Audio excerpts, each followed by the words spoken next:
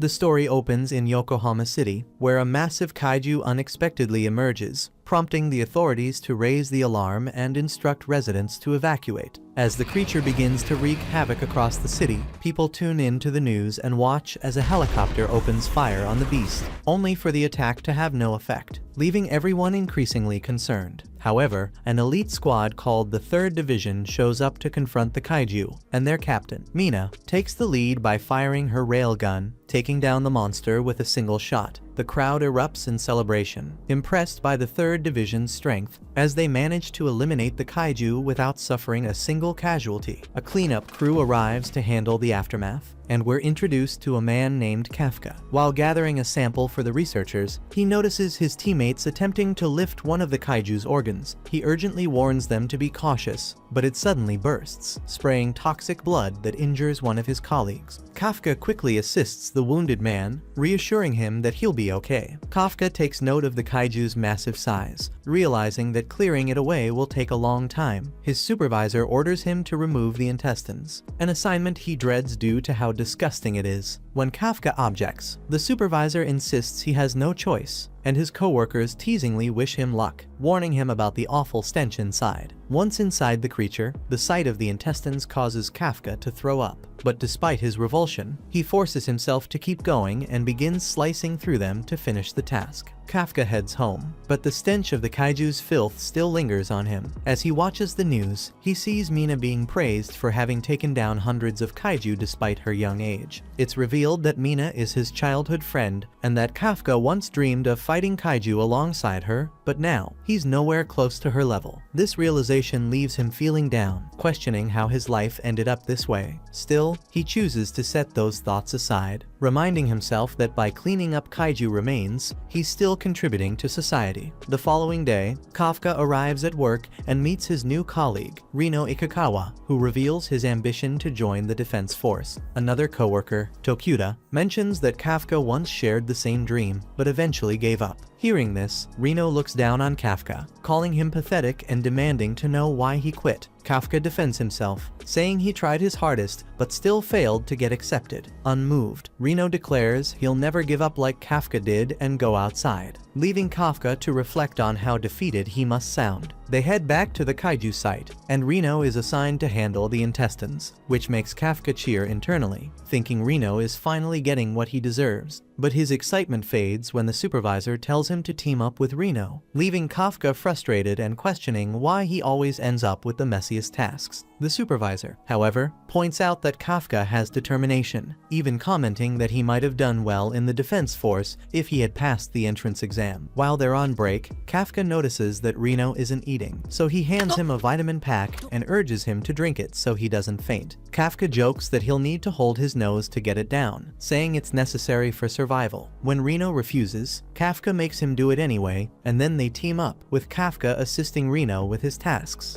That evening, as everyone gets ready to leave, Rino walks up to Kafka and thanks him for everything he's done. Kafka is surprised by this gesture, and Rino tells him there's still a chance to join the defense force. The age limit has been raised. He admits he could tell Kafka wasn't truly happy, especially when he spoke about giving up, and encourages him to follow his heart. Kafka is grateful for Rino's words, realizing he's someone with a kind and genuine heart. Just then, a kaiju emerges and nearly devours him, but Kafka pulls him to safety. Kafka orders him to run and call for backup, but he refuses to abandon Kafka. Frustrated, Kafka reminds him of his dream. He'll never make it into the defense force if he dies here. Convinced, he sprints away as Kafka lures the kaiju's attention, drawing it into pursuit. The creature chases him, trying to eat Kafka, but he dashes into a building and leaps out through a window to escape. The scene shifts to a flashback where Kafka finds Mina in tears. He tries to comfort her, and she reveals her sadness over the death of her cat. As they gaze at the wreckage of their city, they talk about their plans to enlist in the defense force. However, Kafka doubts her abilities and declares that he will become the stronger officer, vowing that they'll wipe out the kaiju together. Back in the present, the kaiju is still chasing Kafka, and he comes to terms with the fact that there's no way out. He has to fight, but the kaiju shatters his leg and is just about to devour him when Rino suddenly returns. Kafka is confused, not understanding why Rino would come back. Rino tells him that if he can't even save a teammate, he has no business being in the defense force. Kafka is struck by this and and feels ashamed, realizing he's too weak to protect anyone and doesn't have what it takes to be part of the defense force. Just as the kaiju is about to kill them, a tiger suddenly intervenes,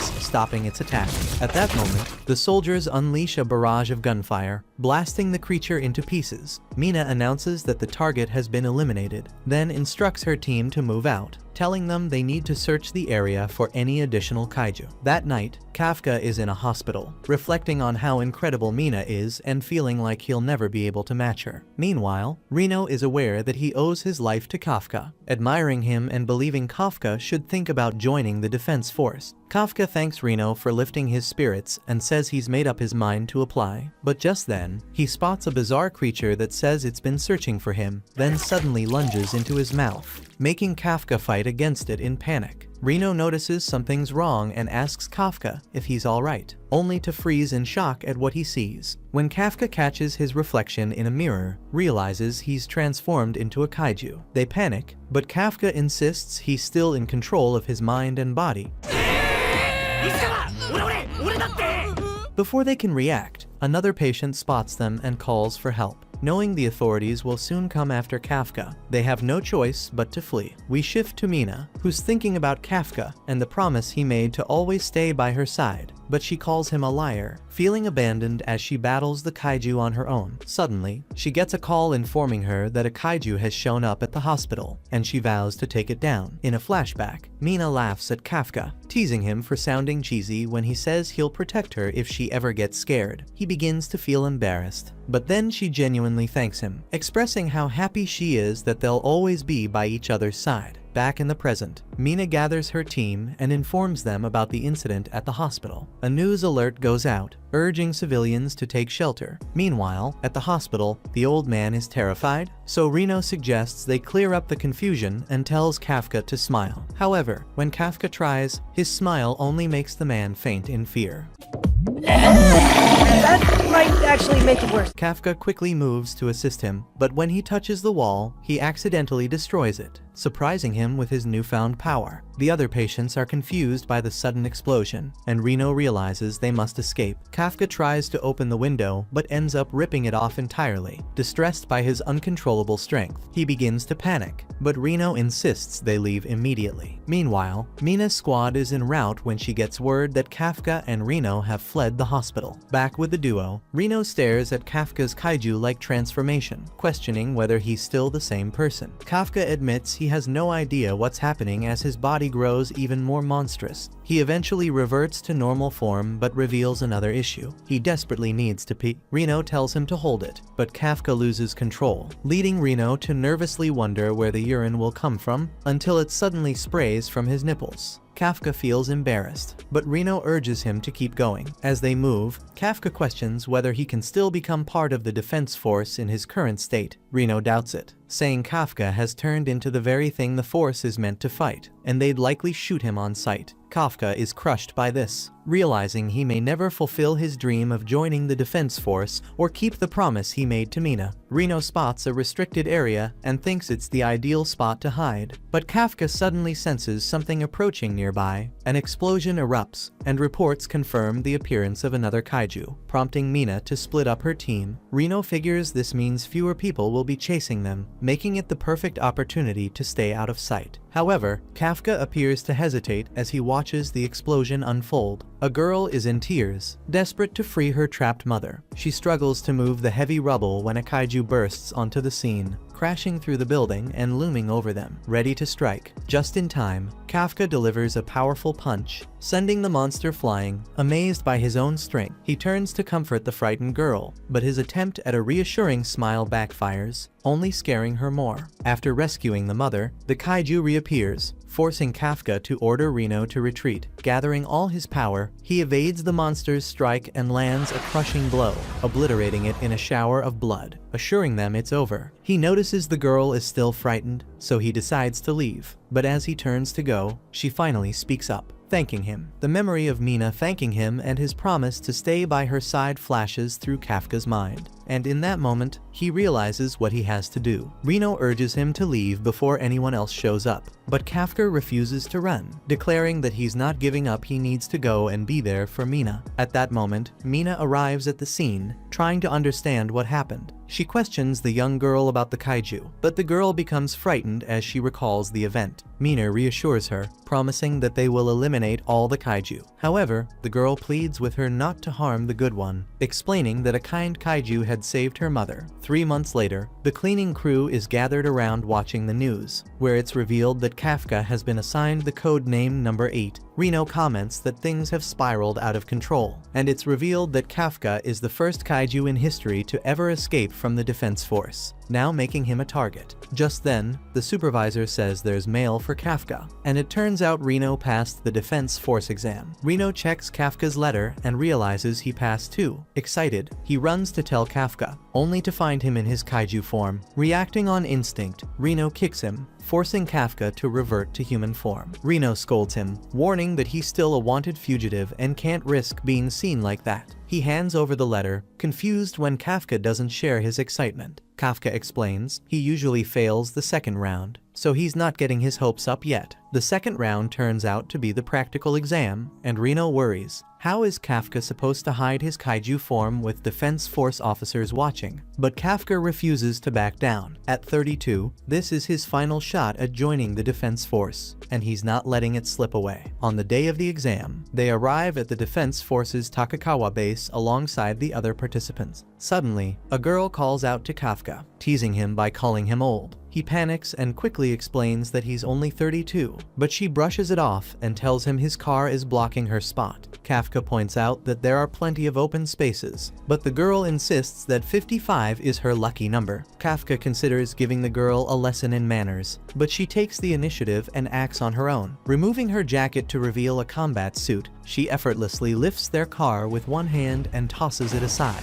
Kafka panics over the wreckage. While Reno wonders who she is, the girl then introduces herself as Kikaru Shinomiya, proudly stating that her favorite hobby is killing kaiju. However, she comments on Kafka's scent, claiming he smells like a kaiju. Reno steps in to defend Kafka, explaining that they're just disposal workers. She looks down on them, insisting they don't belong there, but when she sees Kafka lift the car, she's shocked by his superhuman strength. Assuming he's also wearing a suit, Kafka tells her he plans to take the exam and insists she remember his name. Intrigued, she says things are about to get interesting and declares she'll prove she's better than him. After that, she heads inside, but Reno gets upset with Kafka for using his powers to lift the car. Kafka explains that he only transformed his hand so it wouldn't be obvious, but Reno says that's not the point and warns him against using his abilities. Kafka agrees. As they enter the building, Kafka reflects on how this is his final shot at joining the defense force, and he's fully committed to giving it his all. We discover that the second exam round consists of 2 sections, and the candidates are uncertain about their performance in the aptitude test. Because of this, they resolve to put maximum effort into the fitness test. However, once the test starts, Kafka finds himself struggling and realizes he's performing worse than he did previously. He wonders if his declining ability is due to his age. Kafka performs poorly, and Shinomiya taunts him since he had told her to remember his name, yet his ranking is far below hers, pushing him into despair. However, Reno respects him for refusing to rely on his powers, and Kafka explains that he doesn't want to cheat when everyone else is giving their all to pass. Still, he can't help but wonder if using his abilities could have boosted his ranking. Reno then reveals that there's another reason behind his low performance. They begin discussing the leading candidates in the exam, with Reno informing Kafka about the second-ranked contender, Haruichi Izumo, who graduated at the top of his class from a prestigious university. The third-ranked candidate, Aiharu Furuhashi, also graduated as valedictorian and is renowned for his remarkable strength. The top-ranked candidate, Aoi Kaguragi, was offered a position as an elite member of Japan's ground force but declined, choosing instead to join the defense force. Reno points out that there are plenty of strong candidates, so the competition will be fierce. Kafka responds by noting that all eyes are on Shinomiya. Shinomiya, explaining that she's seen as a prodigy for graduating from a prestigious university at just 16. Because of her remarkable talent, everyone sees her as the one to beat. Kafka walks up to her and tells her she's incredible, but her bodyguards attack him, warning him not to touch her. She looks down on him, calling him pathetic, and vows to keep embarrassing him. Frustrated, Kafka swears he'll get his revenge, though deep down he worries he's going to fail the exam. Reno encourages him not to give up, pointing out that the next test might involve kaiju corpse disposal, something they're both experienced in, so they feel like they might have the upper hand. The candidates proceed to the next zone, where they encounter Sashiro Hoshina, the vice captain of the 3rd Division, who informs them that their aptitude test is about to begin. He opens a gate, and Kafka is eager for kaiju carcass disposal, but Sashiro clarifies that they will actually be killing kaiju. Reno and Kafka aren't pleased to hear this, and when a kaiju attempts to leave the gate, a barrier prevents it from passing. Shinomiya notices Kafka panicking and mocks him, while Sashiro clarifies that they'll be using combat suits for the test. Reno puts on his suit, which fits him flawlessly, and the system confirms it has finished scanning his body. Sashiro then explains that the suits are crafted from organic kaiju material, enhancing the wearer with superhuman strength and abilities. Konomi, the operator, assesses the candidate's unleashed combat power and announces that Reno has only accessed 8% of his suit's capabilities, while the top performers have already surpassed 10%. Sashiro remarks that with proper training, they should eventually reach 20%. Furuhashi seems disheartened by his own results, but Sashiro is intrigued, explaining that only the most gifted recruits can unlock 10% of the suit's power without prior training. But Konomi announces that Shinomiya has accessed 46% of the suit's power, calling her the greatest talent in history since she's already operating at a squad leader's level. Reno looks at him and thinks he's pathetic, but Sashiro reassures him that he's doing fine and still has a chance to pass the test. Meanwhile, Kafka struggles, and Konomi reveals that his unleashed combat power is at 0%, the lowest ever recorded, causing Sashiro to burst out laughing, convinced that Kafka is destined to fail. Kafka is in disbelief, convinced something must be wrong with his suit, but Shinomiya suspects he's holding back his true power and is simply waiting for him to reveal it before the exam ends. Inside the combat zone, the candidates get ready for the final trial. Sashiro briefs them, explaining that their objective is to exterminate the kaiju in the area while drones observe their performance. He also discloses that the suits are equipped with emergency shields, activated by examiners if a candidate faces mortal danger. However, he warns that triggering this safety measure will result in immediate disqualification from the exam. The test kicks off with Shinomiya swiftly leaping through the area, taking down every kaiju in her way. Meanwhile, Kafka has a hard time moving, complaining that his weapon feels too heavy since his suit isn't boosting his strength. Reno starts to worry, unsure of what they should do, realizing they're not powerful enough to take on the kaiju. Sashiro informs Kafka that Mina is observing them, which reminds Kafka of his promise to her. Recognizing this as his final opportunity to enter the defense force, he becomes resolute in succeeding. He suspects the presence of drones, reasoning that the examiners are testing how candidates handle tough scenarios. Realizing they don't have to defeat the kaiju alone, Reno concludes that their role is to assist the other participants instead. They spot Haruichi's team battling a kaiju, but its tough armor makes the fight difficult. Kafka, however, remembers its weakness from having handled its remains before. He throws a bomb, which disorients the kaiju. He explains that its hearing is extremely sensitive, so the blast overloads its senses. Kafka then directs Haruichi to target its stomach. Following his advice, their shots pierce through, causing the kaiju to explode. He thanks Kafka for the assist and goes off in search of another kaiju, believing he can pass the exam without relying on his powers. But out of nowhere, a kaiju attacks and slams him into a wall. The examiners see he's hurt and assume he can't keep fighting, so they get ready to activate his protective shield. However, he refuses to back down, determined to keep going because he knows Mina is watching. Just as the kaiju is about to devour him, it's suddenly blown to bits. Shinomiya shows up and tells him she can handle the area on her own, mocking him and calling him a loser. The other candidates notice she's heading straight for the main target, and they become determined to take it down before she does. But they quickly realize she's far stronger than they are. Assuming it's due to her high unleashed combat power, Kafka tries to stand despite his broken leg, and Sashiro tells him to give up, saying he's too hurt to go on. Doubt starts creeping in. Kafka wonders if it's time to quit, aware that he lacks any real talent and feels like failure is inevitable. Yet even with all that, he refuses to back down, unwilling to let go of his dream. The examiners are taken aback when he suddenly begins unlocking the power of his suit. Kafka manages to stand again, prompting Sashiro to let him keep going. Despite getting back up, Kafka continues to struggle and fears he might slow Reno down, but Reno insists they stick together. As Reno carries Kafka, Sashiro watches and laughs. They push forward to catch up with Shinomiya, and Reno tells Kafka to take care of the next attack. Meanwhile, Shinomiya effortlessly defeats the kaiju, moving so fast that no one has the chance to assist her. She reaches the Hanju, the final objective, and throws a grenade to stun it. Then, leaping between its jaws, she finishes it off with a single shot. As the kaiju collapses, the test concludes, and the drones are pulled back. Kafka is left stunned, unable to believe how quickly Shinomiya took it down. Mina is amazed by her power, and Sashiro points out that she finished the test so fast that no one else had time to fail. It's revealed that Shinomiya is the director's daughter. She hopes her performance earned her father's approval and gets ready to go mock Kafka again. But just then, another kaiju shows up, and she's abruptly shot. Meanwhile, Kafka starts worrying about their results, but the defeated kaiju suddenly rises again. Shinomiya is shown holding back her bleeding, and the kaiju is stunned that she's still able to move. However, Shinomiya is caught off guard when she hears it speak. She attempts to shoot, but the kaiju attacks first. The examiners hear her screams and pick up her erratic vital signs. Sashiro questions what's happening just as they spot the resurrected kaiju. Konomi observes that the creatures have grown even more powerful, assigning the Hanju a fortitude rating of 6.4. Sashiro believes an entire squad would be needed to defeat it, prompting Mina to activate all remote shields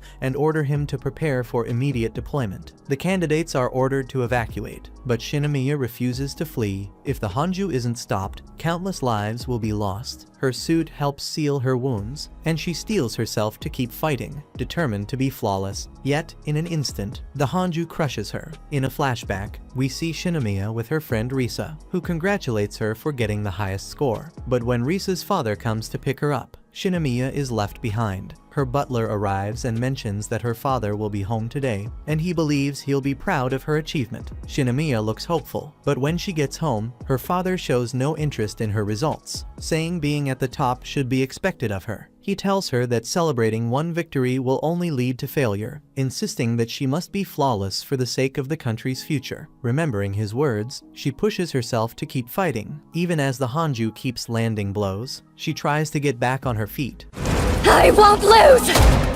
But the Hanju suddenly sprouts horns, and Konomi is shocked to see that it has regenerated its offensive Unirgen. The Hanju starts powering up an attack, and Sashiro questions whether they'll make it in time. Believing it's the end for her, Shinomiya silently apologizes to her father for not being perfect. Just as the Hanju is about to strike, Kafka appears out of nowhere and tells her she did well. She questions why he's there when a massive explosion erupts, but Kafka shields her from the blast. He then shifts into his kaiju form right before her eyes, declaring that he'll take care of everything. At the same time, the others are evacuating, with Kaguragi firing a flare to direct the crowd. Reno anxiously wonders if Kafka is safe. Earlier, they discover that the Hanju has revived, and Shinomiya is battling it by herself. Despite their evacuation orders, Kafka vanishes, making Reno fear he intends to transform. Now, in the present, Shinomiya is confused by the situation, while Kafka pleads with her not to reveal his secret. The Hanju charges up another attack, but Kafka casually swats it away and tells Shinomiya he'll explain everything once the battle's over. Konomi picks up a reading of his energy, but the explosion has disabled the cameras. She reports a fortitude level of 9.8, but Sashiro refuses to believe it, assuming the explosion must have messed with their systems, because a 9.8 would make him the most powerful kaiju ever recorded. Kafka realizes he's running out of time, so he goes all in, aiming to end it with one powerful punch. He charges at the Hanju and completely overpowers it, blasting it to pieces. Shinomiya watches in shock, wondering who he really is. Then Kafka suddenly dashes toward her and eliminates a kaiju that was right behind her. Kafka scolds her for putting herself at risk, but Reno shows up and immediately starts scolding him for transforming. The two begin arguing, but their fight is cut short when Shinomiya collapses. Sashiro and Mina arrive at the scene, trying to make sense of what happened. They receive a report confirming that Kafka and and the others reach the shelter safely. But Sashiro doubts Shinomiya has the strength to be behind all of this. The situation reminds him of the incident from 3 months ago, and he starts to suspect there might be a connection. Later on, Kafka is recovering in the hospital, and Rino tells him that Shinomiya is doing well too, adding that she's receiving top-tier treatment. Kafka gets a little jealous hearing that, but then Mina suddenly shows up to thank them for saving Shinomiya. After expressing her gratitude, she leaves, and Kafka thinks about calling out to her but chooses to hold back until he earns his place as an officer. When Shinomiya regains consciousness, Sashiro is by her side. He informs her that all candidates made it out safely and expresses gratitude for her handling the Hanju. As she reflects on Kafka rescuing her, she is willing to protect his secret. The incident makes headlines, and the mysterious kaiju is stunned that no one was killed. Just then, he gets a call saying his break is over. He transforms into a human as he steps out of the bathroom, and it's revealed that he's the newest recruit in the cleaning squad. A while later, Kafka gets discharged from the hospital and goes back to work, but he's panicking over whether he passed the exam. He starts blaming Rino for messing up his chances, but their boss shows up and tells them they've both received letters. Kafka opens his, realizing it contains the exam results. A few days later, we see the successful candidates gathering in a hall, but the other candidates realize that Kafka isn't there, thinking he must have failed. Shinomiya joins them, and we learn that she obtained the top score, so she's going to be handling the oath. Furuhashi asks Rino about Kafka, and he's about to answer the question, but the ceremony suddenly begins as Mina enters the hall. Shinomiya is chosen to speak on behalf of the group, and Mina announces that 27 candidates have passed, officially becoming officers in the defense force. Shinomiya pledges to carry out her responsibilities with full dedication, and Mina expresses her gratitude for saving everyone during the exam. However, she knows that Kafka was the true savior and questions why he's not present at the ceremony. Believing he earned a place among them, intrigued by his abilities, she hopes to meet him again. At that moment, Kafka suddenly joins them, surprising everyone. We learn that during the deliberation, the officials talked about Kafka's result, thinking he has no potential whatsoever, so they considered failing him. But Sashiro decides to accept him into his squad because he was able to support the other candidates during actual combat. Mina explains that he isn't included in the ceremony because he's going to be enrolled as a cadet, but Shinomiya is happy that he was able to enter the defense force. Mina expresses her gratitude that everyone chose to join the defense force, but she warns them that the kaiju are growing stronger, so their missions will be extremely dangerous. She admits there will likely be casualties, but assures them she'll do everything she can to support them and asks them to trust her. Kafka suddenly declares that he'll be right by her side, leaving everyone stunned and thinking he's lost his mind. She tells him he's disrespectful, so she decides to punish him,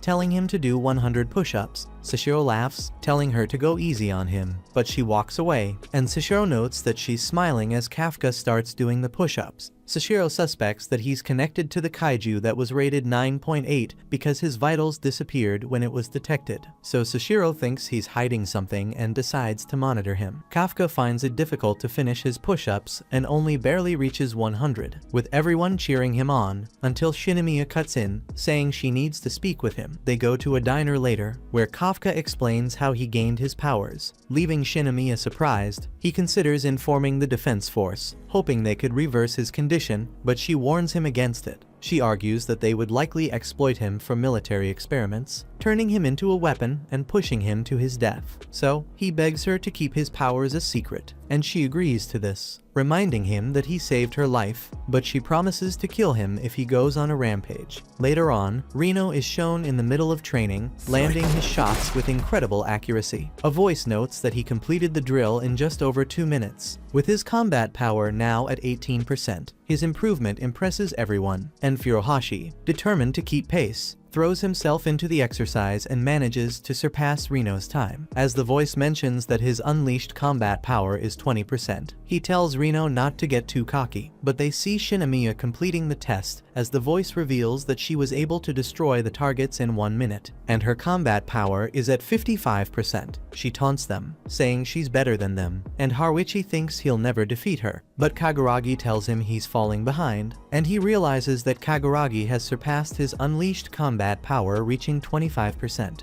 Everyone hears Kafka struggling through his training, and it's revealed that he completed the drill in 6 minutes, but his combat power remains at just 1%. He proudly tells Shinomiya that at least he's no longer at 0%, but Sashiro mocks him, calling him pathetic and warning that he'll be kicked out in 3 months. Sashiro then orders the group to run laps around the perimeter, and Konomi observes that the competitive spirit among them is likely to push everyone to get better. After training, the group relaxes in the bath, with Kafka completely worn out. Furuhashi brags about his physique, but Rino dismisses it as unimpressive, sparking an argument between them. Kafka jumps in, claiming his muscles are bigger, but he accidentally loses control of his breathing, making his stomach puff out, earning laughter from Furuhashi. When Kaguragi steps in, revealing his incredibly toned body, the others quickly sink into the water in defeat, knowing they can't compete. Meanwhile, Shinomiya sees Mina in the laundry area, thinking she looks amazing. Shinomiya wonders why her combat power is off the charts, so she asks Mina about her training, and Mina tells Shinomiya to stand next to her, saying she will teach her the basics. The scene shifts back to Kafka, overhearing the others praise Mina and admit she was their inspiration for enlisting in the defense force. Rino gushes about her, calling her a real-life superhero. Kafka casually mentions that she's actually his childhood friend, leaving everyone shocked. Eager to hear more, they press him to tell the full story. The next day, they continue training together as Kafka struggles to keep up with the others. Later that night, we see Kafka staying up late, thinking he needs to study harder. Sashiro joins him, telling him to go to sleep, but he explains that he doesn't want to get fired. Sashiro realizes that Kafka is doing all this for Mina, having overheard their conversation earlier. Kafka admits he made a promise to fight alongside her, but Sashiro reminds him that he's the vice captain, meaning Kafka would have to take his position to make that happen. He bluntly tells Kafka that he'll never reach that rank and warns him not to grow too close to the other officers, since any of them could be killed on the battlefield. Just then, the alarm goes off, signaling a kaiju attack. Everyone quickly gets ready to deploy, and Sashiro turns to Kafka, telling him that his first mission is about to begin. Civilians are shown being evacuated as a Hanju emerges in the heart of the city, surrounded by smaller kaiju, to reduce damage to the surrounding area. The defense force decides to take down the Hanju in the central sector. Mina steps up, volunteering to eliminate it from a distance, and she wishes everyone good luck before heading out. The officers head into the city as Sashiro announces the start of their kaiju hunt. Shinomiya remains in disbelief that Kafka is truly kaiju number 8,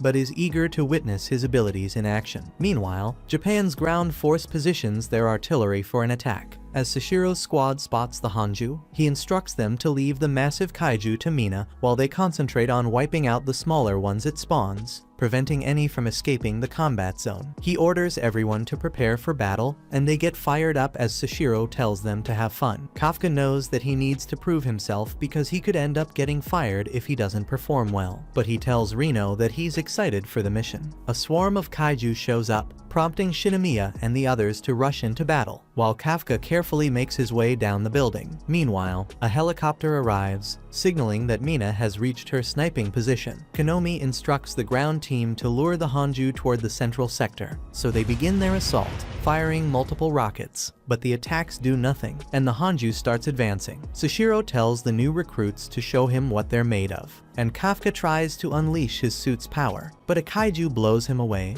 Shinomiya advises him to stay back because he's still at 1%. The experienced officers look down on the rookies, telling them not to get in the way, and they mention that nobody knows about the enemy's weak spots. Shinomiya unleashes a barrage of attacks, obliterating the kaiju with precision, leaving her senior officers stunned by her prowess. Meanwhile, Furuhashi battles alongside Rino, taunting him to keep pace, but when he notices Rino single-handedly taking down a kaiju, he's shocked. Rino reveals he's using specialized freezing rounds, explaining that the icy ammunition suits his fighting style by slowing enemies mid-combat. The seniors are impressed with the new recruits because they're eliminating the kaijus by themselves, and the squad leader Nakano explains that the batch is filled with talented members. Kaguragi and Haruichi are competing against each other, wanting to see who gets more kills, as Nakano notes that they're complete opposites but thinks they're both attractive. She's impressed by the rookies, as they're surpassing even the veteran officers. Konomi updates her, noting that Rino and Furuhashi are leading the charge. Meanwhile, Kafka feels frustrated by his lack of contribution and searches for a way to make a difference. Spotting a fallen kaiju, he considers examining it to identify potential weaknesses. He begins analyzing the creature, noticing that its core isn't in the usual spot. It's located at the base of the neck. He quickly reports this to Sashiro, recommending that the officers target it from the side. He also points out that the kaiju have reproductive organs and warns Sashiro that if those are damaged, they could end up spawning new kaiju. Sashiro thanks him for the information,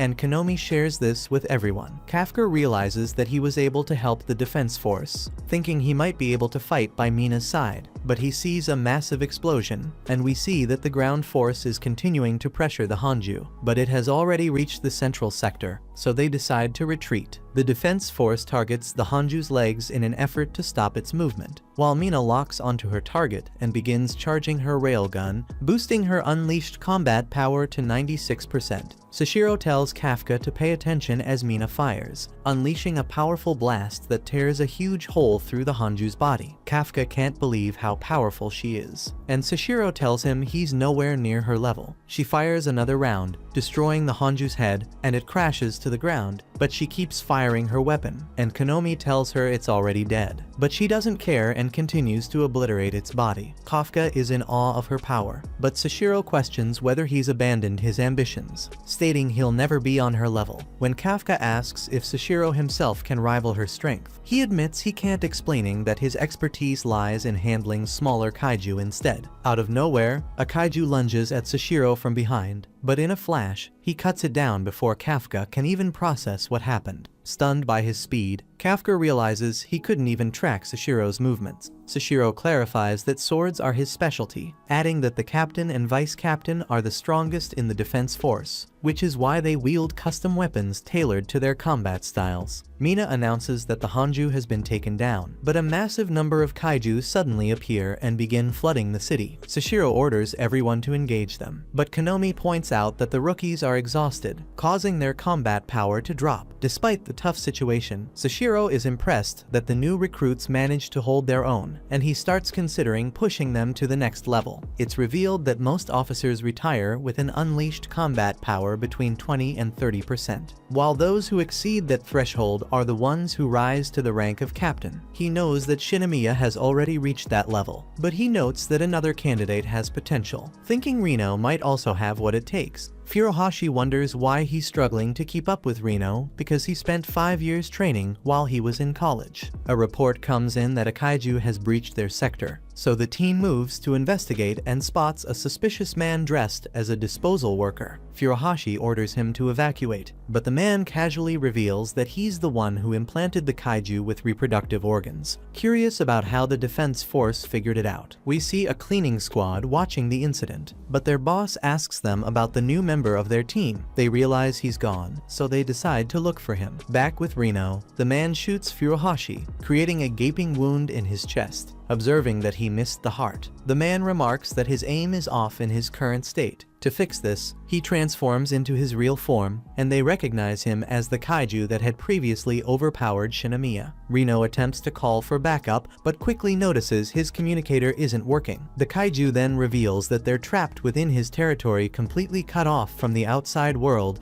and that contacting allies is impossible. He launches an attack, striking Reno's leg, but the kaiju is confused because his blows keep missing the mark, eventually realizing that Reno is able to anticipate his moves. In a flashback, we learn that Shinomiya warned Reno about the kaiju, telling him to watch its fingers because it moves whenever he prepares to attack. The kaiju fires another projectile, but Reno dodges it and shoots the kaiju, telling Furuhashi to retreat and call for backup. Furuhashi refuses to follow the order, but Reno pleads with him, convincing him to flee. Reno admits he's scared and fully aware he can't win, but he still wants to be like Kafka, someone who would risk everything to protect others. With that resolve, he charges forward, determined to buy time for Furuhashi's escape. Furuhashi flees, but he hates himself as he reflects on being stuck at just 20% of his combat strength for weeks. He remembers how Mina rescued him in the past and longs to match her power. Yet, he can't even beat Reno, who effortlessly surpassed him. Reno continues to charge in, but the kaiju appears in front of him, preparing to finish him off. Furuhashi saves him just in time. We learn that Furuhashi feels pathetic because he always needs to be saved by someone else, and he tells Rino that he doesn't need to be saved. Rino asks why he didn't run, and the kaiju explains that no one can leave his domain without his consent. Furuhashi then chooses to stay and fight alongside Rino, saying he'll try to create an opening. As Furuhashi stuns the kaiju with a conductor round, Rino charges in and activates his full combat power, unleashing a barrage of attacks. However, the kaiju shields himself with a wall of corpses and retaliates, landing multiple blows on Rino.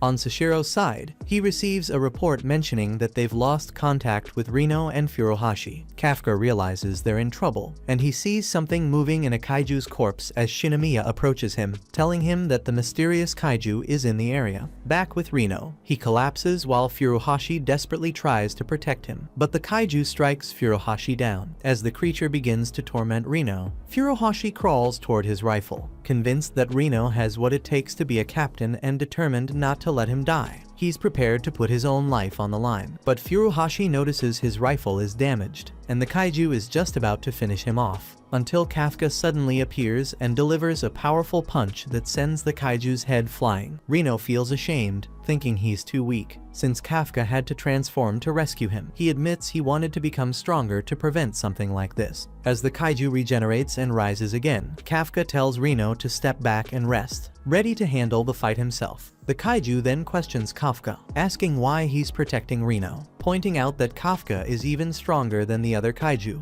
and that's exactly why it wants to take over his body. The kaiju suddenly launches a projectile, and Kafka coughs up blood, but the kaiju realizes he's tough, so he prepares to attack Kafka with everything he has. Rino tells Kafka to escape as the kaiju launches countless projectiles, but Kafka unleashes a powerful roar as he protects himself with a barrier. Kafka launches a relentless barrage of punches at the kaiju, who desperately tries to shield himself with a wall of corpses, but Kafka tears right through it and keeps attacking, shattering the kaiju's defenses. Realizing he's completely outmatched, the kaiju attempts to flee, but Kafka unleashes a devastating blow that sends him flying. It's clear that the kaiju's core is now vulnerable, and Kafka is preparing to deliver the final blow. However, two officers see him and immediately report they spotted kaiju number 8. Meanwhile, Shinomiya is locked in battle with another kaiju, but her fatigue makes the fight difficult. Despite her exhaustion, she succeeds in cutting the monster in half. As she catches her breath, her thoughts drift to Kafka, questioning his whereabouts. We see that she was with Kafka before he rushed off to save Rino, and he revealed to her that he could sense the presence of the humanoid kaiju. He transformed into his kaiju form and asked her to handle things in his absence. But when she hears a report from the officers who've spotted Kafka, she grows anxious, realizing he's in danger, especially as Sashiro gives the order to eliminate him. The kaiju recovers and manages to escape, realizing that his domain has been destroyed. But he now knows how Kafka fights, so he thinks he'll be able to defeat him in the future. He tries to kill the officers, but Kafka shields them, and the kaiju tells him that they'll meet again as he disappears. Kafka quickly leaps back, aware that he must evade the defense force, and takes cover in a nearby alley. However, Sashiro tracks him down and announces that he has engaged kaiju number 8.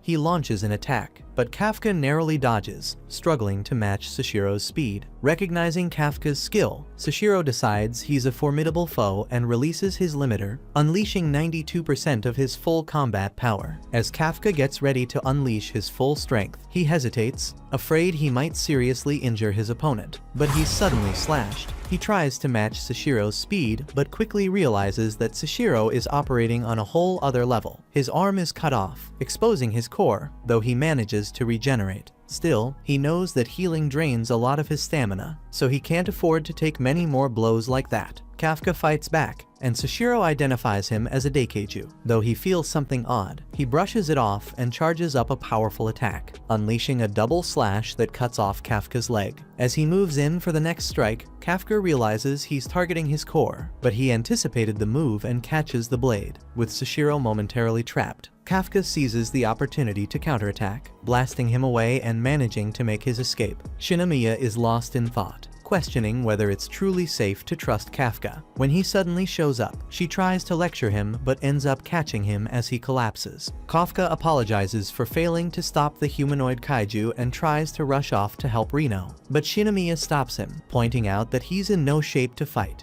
She urges him to focus on his own condition, warning that Sashiro could discover his true identity as a kaiju. Sashiro reflects on the battle, while Mina snaps a photo to commemorate his defeat. She questions whether Kaiju number 8 was truly powerful, prompting Sashiro to confirm that its strength rivaled that of a Daikeiju, the first of its kind since the incident 5 years ago. He observes that, unlike typical kaiju, this one didn't attack humans indiscriminately, recalling how Kafka only targeted his weapon. The odd sensation he felt during the fight, Sashiro realizes, came from the fact that his opponent fought more like a human than a monster. But Mina tells him to get some rest and notes that no matter what kind of kaiju it is, it's their job to neutralize it. They suddenly get a report, and Kaguragi tells them that the kaiju that attacked Rino and Furuhashi was the same one from the exam, mentioning how it had a human form. Elsewhere, the humanoid kaiju appears weakened as a car honks at him. The driver yells for him to move, and the kaiju just point at the man, leaving the driver confused. Suddenly, the kaiju shifts form and devours him. It then takes on the man's appearance. A radio broadcast identifies him as Kaiju number 9, but in his mind, he's already planning how to kill Kafka. A bit later, Rino wakes up in the hospital, and Kafka is relieved to see he's alright. Rino thanks him for saving his life, but they both start to panic when Furuhashi, who's right beside them, assumes it was Kaiju number 8 who rescued them. Thinking quickly, Shinomiya jumps in and says that Kafka was the one who discovered the core in the smaller kaiju, and Furuhashi accepts her explanation. He then wonders why a kaiju would help them and admits he thought it was pretty cool. Kafka lights up with joy upon hearing that. Not long after, the squad throws a party to honor Rino and Furuhashi's recovery and their first victorious mission. The chef announces they'll be treated to premium wagyu, leaving everyone surprised. However, the chef explains that Haruichi deserves only the highest quality meal, sparking Kafka's curiosity about his identity. It's revealed that Haruichi is the heir to the Izumo Technology Group, the leading producer of anti-kaiju gear. Kafka is stunned to learn that the very suits they wear in battle are manufactured by his family's company. Everyone is happily sharing the meal, and Rino feels pleased about organizing the event. However, tensions rise as they begin arguing over their performance. Kafka vents to Haruichi, blaming his suit for being faulty since he failed to take down even one kaiju. Though Rino is concerned about the disorder, he soon notices that their heated discussions are actually about the mission, with everyone brainstorming ways to improve and grow stronger. Out of the room, the chef thanks Haruichi for getting in touch and asks about his father, but Haruichi explains they haven't spoken since a particular incident. Suddenly, Kaguragi shows up looking for the bathroom, and Haruichi starts to wonder how much he might have overheard. Sashiro then steps in to settle everyone down and makes an announcement because of Kafka's efforts. He's being promoted from cadet to full officer. Kafka is thrilled by the news, and the whole group celebrates with him. The following day, Kafka meets with Mina, and she formally hands him his promotion. He vows to do his best, but as he turns to leave, she reminds him not to get carried away. He still has a long way to go before he can fight alongside her. Still, Kafka is happy she remembers their promise. Mina then mentions that it was Sashiro who put in the recommendation for him, and she tells Kafka not to disappoint him. Kafka is studying late at night, but grows exhausted and calls it a day. On his way back to his room, he notices the training room light still on and wonders who might be inside. Once inside, he spots Sashiro intensely practicing, mentally replaying their battle. When Sashiro notices him, Kafka asks what he's doing, and Sashiro explains he's strategizing how to take down Kaiju number 8.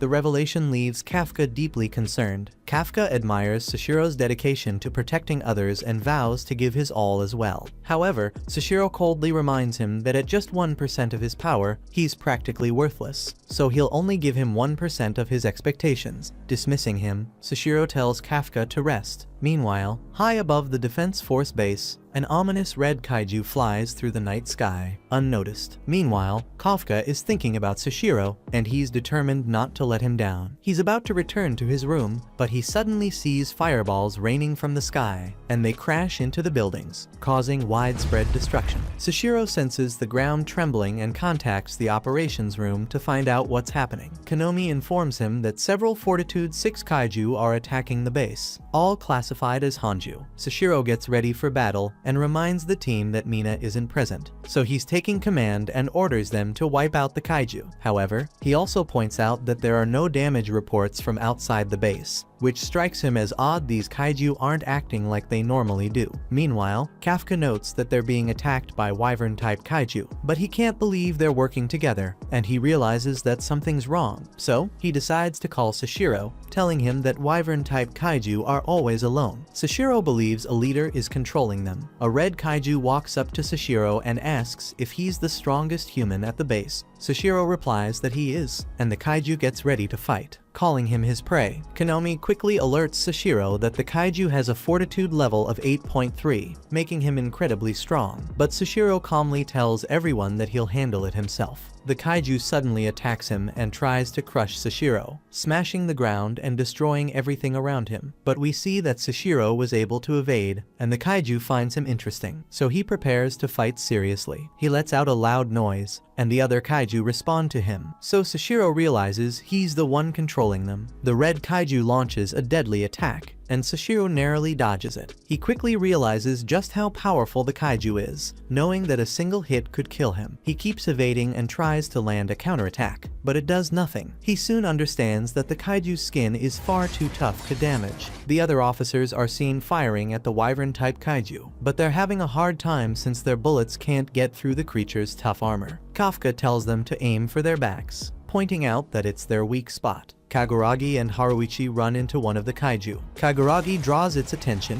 while Haruichi gets ready to shoot from behind. But another kaiju suddenly shows up, forcing Haruichi to retreat as he realizes the kaiju are working together. The officers begin to panic, unsure how to take them down since the creatures are covering each other's weak points. But Shinomiya suddenly appears, and she attacks a kaiju head-on, killing it in one hit as she reveals that her new weapon can smash through its armor. We learn that the 3rd Division gave it to her because she's the 3rd strongest officer in the division, and the kaiju are becoming an even greater threat, so they have decided to treat her as part of the main force. Shinomiya admits that she isn't fond of her weapon, feeling like it doesn't match her style. As a kaiju fires at her, she quickly leaps ahead, remembering Sashiro's advice that her weapon can release shock waves when activated. She decides to give it a shot, triggering a shock wave that launches her forward, and with a powerful strike, she takes down the kaiju in an instant. Another kaiju appears, so she charges in and takes a swing, activating her weapon again and blowing a hole into its body. She sees another one attacking from above, but Reno shoots it with his freezing rounds, causing it to crash into the ground, and she delivers the finishing blow.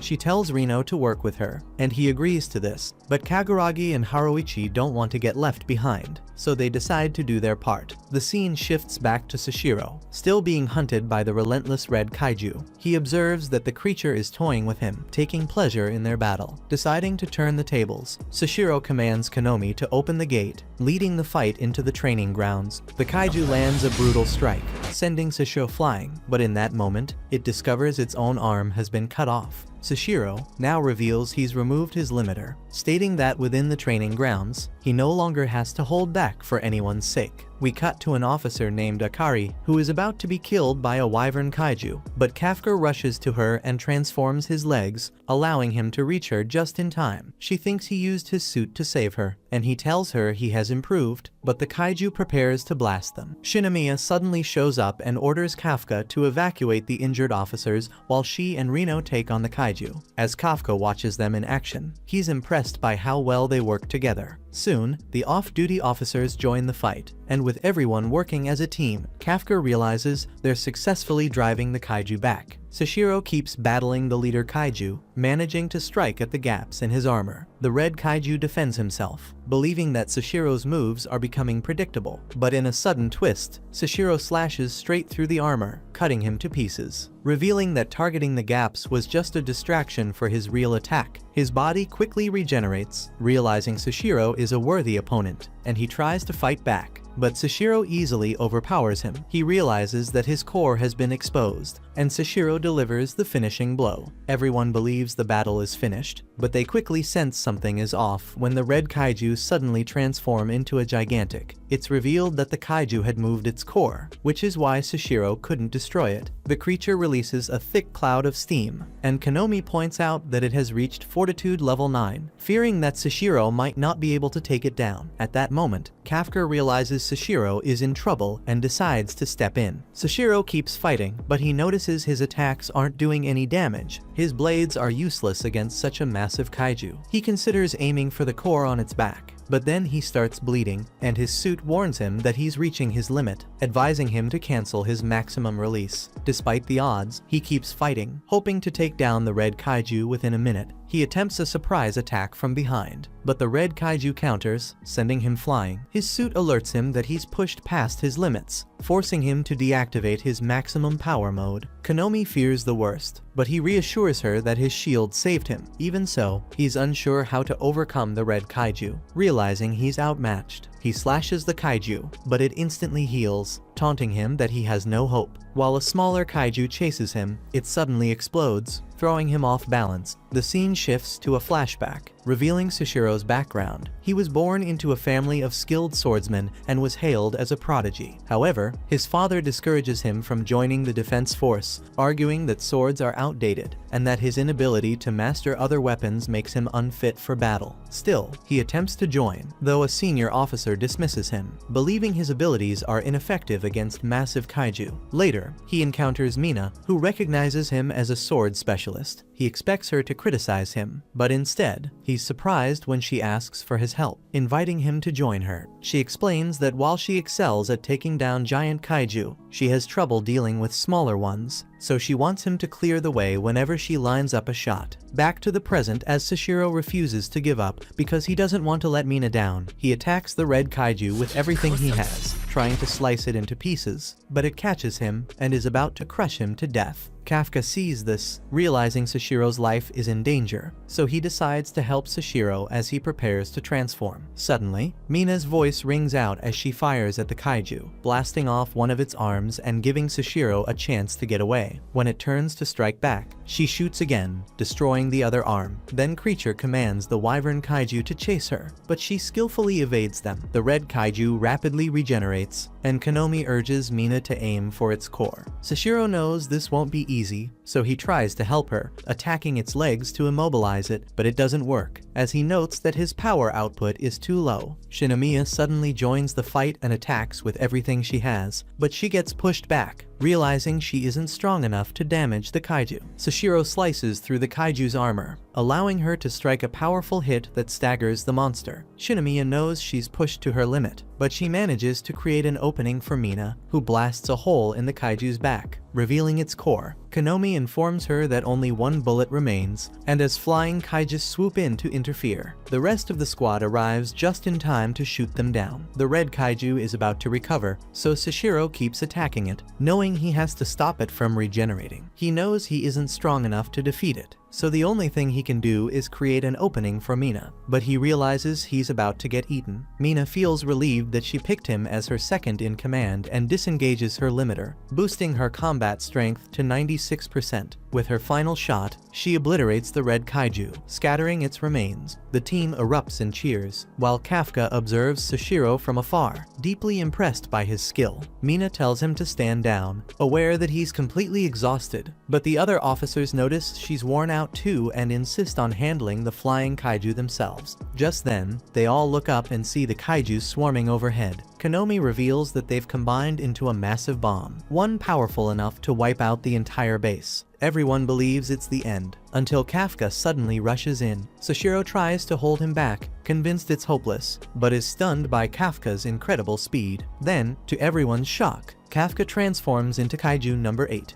Konomi announces that his fortitude level is 9.8. Kafka feels guilty for failing his friends, who risked everything to protect his secret, knowing he must act or they'll all perish. He activates his boosters and rockets into the air, slamming the bomb with a full-force punch to knock it away, but the effort drains him completely, sending him plummeting to the ground just as the bomb explodes, unleashing devastating destruction. He throws himself in front of the other officers, shielding them from harm, and miraculously, they all make it out alive. But Kafka knows his time is up. His secret is out in the open, and his body is too stunned to even move. As the officers aim their weapons at him, Mina coldly addresses him as Kaiju number 8 and declares him under arrest. A while later, the top officials review the incident and are shocked that a kaiju was hiding within the defense force. As they debate their next move, Director General Isao Shinomiya decides to take custody of him and announces he'll instruct the 3rd Division to surrender him. Later on, Kafka is shown in a detention center, uncertain about his fate. He remembers Shinomiya mentioning that his body could be turned into a specialized weapon. Soon after, Mina and Sashiro arrive, informing him that he's being moved to headquarters. They release him from his cell and begin escorting him out. He thinks they hate him because he kept his powers a secret from them, and they walk past the other officers as Kafka notices Reno, thinking he's upset because he tried to protect his secret. Kafka is about to enter the transport, thinking it's all over for him, but Reno suddenly calls him, saying he'll wait for him to return. As the transport gets ready to depart, Mina confides that the area is free of surveillance. She expresses gratitude for his selfless actions, emphasizing how he instantly risked himself to save the others. Because of this, she vows to help him demonstrate his humanity by documenting his heroic contributions as an officer. She believes the defense force may spare him if they recognize he isn't a danger. Mina admits that the 3rd Division no longer sees him as a threat, but explains it's time for him to go. He's being relocated to another base. When he asks if there's still a chance to fight alongside her someday, she promises she'll be waiting. Overwhelmed, tears stream down his face as the transport pulls away. Days later, Kafka's friends think about him, and Furuhashi still can't believe he's Kaiju number 8, because he was always so cheerful. Akari tells them he saved her life, thinking he's a great person, but Kaguragi explains that they don't get to decide what happens to him, saying it's up to the Neutralization Bureau. Haruichi worries that if the public finds out about Kafka, it could cause widespread panic, as people might start fearing that anyone around them could secretly be a kaiju. Meanwhile, Konomi stops by to see Mina, who asks if she can revise some documents. Konomi notices they're Kafka's records and agrees to take care of them. Meanwhile, Ikuruga asks Sashiro about Kafka, and Sashiro admits he wants Kafka to come back so they can fight again, knowing Kafka didn't go all out last time. Elsewhere, Shinomiya goes to see Isao in his office, revealing he's her father. She pleads with him to spare Kafka, reminding him that Kafka saved her life. Isao calls her naive and shows her an X-ray scan that reveals a kaiju core inside Kafka's body. He insists Kafka isn't human and compares him to the kaiju that killed her mother. But Shinomiya stands firm, saying she still has faith in him. Later, we see Kafka in a maximum security prison where the scientists monitor his condition. But he thinks about his friends, thinking he owes them an explanation, so he wants to see them again. The boys report to Mina, who tells them their base was destroyed during the last attack, so it's no longer a good place to train new recruits. Mina points out that the kaiju are growing more powerful, alarming the superiors with their escalating threat level. To prepare, she announces that the team will undergo intensive training alongside the top recruits from other divisions. Haruichi suspects the higher-ups are using this situation as a way to keep an eye on the officers who were close to Kafka, but she denies it, saying Kafka has nothing to do with their decisions. Furuhashi tells her he wants to remain with the 3rd Division, while Reno chooses to train with the other rookies. Furuhashi warns him that they'll end up being separated, but Reno doesn't seem bothered by it. Moments later, Haruichi is about to call his father when he hears Kaguragi on the phone, and he mentions that he wants to save someone, so he asks for help. He realizes that Haruichi was listening to him, and Haruichi becomes curious. So, Kaguragi tells him that he was talking to his old commander in Japan's ground force. Haruichi is shocked that he's going this far for Kafka, but he explains it's because he sees Kafka as a comrade and doesn't want to lose him. Meanwhile, Kafka reflects on Mina's words, reassuring himself that everything will work out once he proves he's still human. The Director General suddenly shows up and orders his men to release Kafka. They protest, saying it's too risky, but he points out that Kafka could break free anytime if he really wanted to. They obey and remove the restraints, only for the director to unexpectedly open fire on Kafka, forcing him to block the shots with his arm. Isao rips off his own skin and takes a blood sample, declaring to Kafka that he is a kaiju. Kafka refuses to accept this, insisting he is human. In response, the director signals his men, who bring him his gauntlets. He puts them on, and they fuse with his body as he declares his intention to eliminate Kaiju number 8. Kafka resists transforming, determined to prove his humanity. However, the director strikes him, cutting off his arm and slamming him into the wall. The watching officers are amazed, noting that Isao hasn't lost his skill, and they acknowledge him as the most powerful soldier to ever exist. Kafka transforms into his kaiju form and tries to escape, thinking about dodging until the director reaches his limit. But Isao keeps pursuing him and manages to land a devastating blow. Kafka recovers, realizing Isao is as powerful as a Daikeiju. We're given background on Kaiju number 2, a powerful creature that surfaced decades ago and nearly wiped out an entire city before the defense force managed to bring it down. Isao's gauntlets were crafted from its remains, and he's the only one who can wield them. With overwhelming strength, he dominates Kafka in battle, landing devastating blows. And Kafka realizes there's no way to escape.